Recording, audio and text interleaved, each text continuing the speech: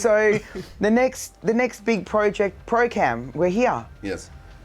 How have we felt so far about ProCam? We love ProCam. It's we've been practicing installing dash cameras for a number of years. We've been seeing different manufacturers, what they do, and we want it to be the best at what we do. We've seen all the pros and the cons of what our competitors are doing, and we want it to be the best. So we've had, I'd say, 5 to 10 years of experience watching. Yes. Installing different brands? Installing different brands. Going through all the problems. Going through all the, so different brands, so hands-on on majority of brands on the market? All of them, I would say. Yeah. All of them? Yeah. Okay, yep. Yeah, because we're a professional installer. We did, I don't know, between... Countless. Numbers big. We do big numbers per day, 7 days a week. The business operates 7 days a week. And we were able to see all sorts of problems which start from the app. They're hard to use, easy to use, you know. We've seen connection failure between the phone and the actual device. We've seen flat batteries on cars. That's a common one. Yeah. Because a lot of the cars that come out now are hybrid. Hybrid vehicles have a battery which is a lot smaller than a, you know, like a petrol driven car. And what else have we seen? We've seen poor quality dash cameras use flimsy wiring, and I'll give you an example. You know, you'll use a low quality dash camera and the cable is low quality, and then, you know, when you go to open your boot for 6 months, after 6 months that cable breaks. It actually snaps. The cable snaps? It snaps internally, and internally. What does that mean, snaps internally? Where you run through to go through the boot, there is a rubber that you have to run inside. With opening and closing, it's always sorry. I'm gonna slow down. So when we install a rear dash camera, how do we explain to everyone how it's done through the rear? Well, the rear comes out the roof liner. Yep. And then you run it up on the grommet, the rubber grommet that it has. So that's all the rubber stuff around. Yeah, that's where the factory wires go through. So that's where you have your tail light, your latch for the boot to open or to lock and everything. So you run along those wires, and then you put, normally 95% of the time you stick it to the glass. Okay. The rear glass. So you're actually physically removing the lining of the car. You're pulling it apart to run the wire. The rear end of it.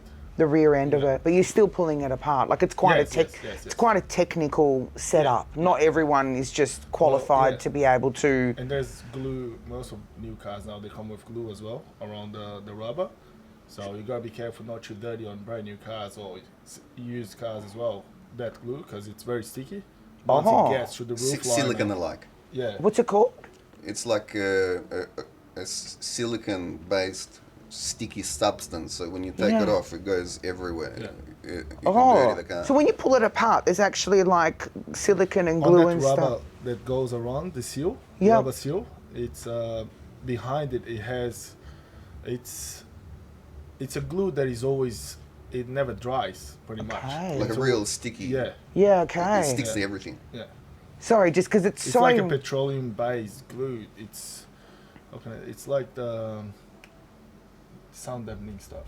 Yeah, bitumen or whatever. Yeah, like a bitumen. Yeah. Okay. And it's always depending how you pull it. If you're not careful, it normally creates strings, and that string goes inside and stick to the roof liner. And dirty the roof liner. You got to be really careful. On a brand new car, you need that new roof liner. Ooh. If you do that, yeah. You can't get it off. Right, so those cables that are then tucked away and pushed away, if they're not high quality, what happens over, like you were saying, like what actually can happen? Well, simply they stop working. That's what happens. They break internally. Break internally, sorry, what does that mean? From making this movement, opening and closing the boot. Yeah. So with time, they break inside. So they're very thin. Wow. They're not thick. They're very thin wires. So people have no idea on what wires are being installed into their car for their dash camera unless they're you guys and they actually know. Yeah. So interesting. Depending how you do the install, a proper install would be done this way, hardwired.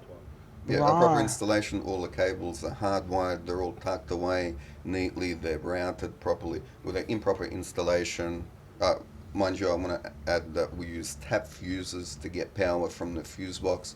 Improper installation may include where they splice into the factory wiring and then void manufacturer's warranty. Hold on, what does splice into the wires mean? This is a wire, you take the skin off, you poke a hole, you twist it, Yep. you put tape around it.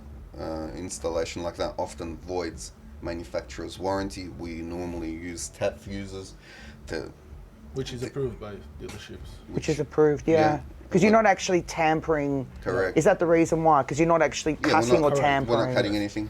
Yeah. And we route the wires properly. We tuck them behind where they need to be tucked. We do a nice, neat job. There's no loose connections. What do loose connections do? They may cause electrical problems, power draws, inconsistent power supply to the dash camera.